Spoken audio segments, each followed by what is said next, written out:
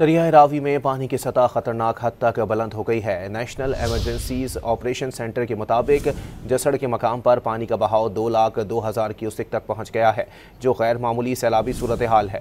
शाहदरा और बलोकी पर दरमियाने सैलाबी बहाव जारी है, जिससे लाहौर, नारोवाल, शेखुपुरा, ननकाना साहब, कसूर और खानेवाल के मुतअद्दिद इलाके खतरे की जद में हैं।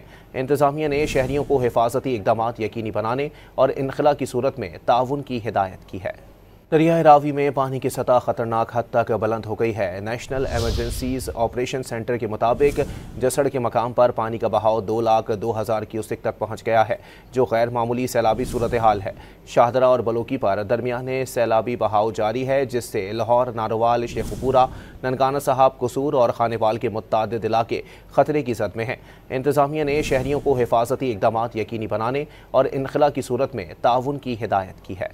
दरियाए रावी में पानी की सतह खतरनाक हद तक बुलंद हो गई है। नेशनल इमरजेंसीज ऑपरेशन सेंटर के मुताबिक जसड़ के मकाम पर पानी का बहाव 2,02,000 क्यूसेक तक पहुंच गया है, जो गैर मामूली सैलाबी सूरत हाल है।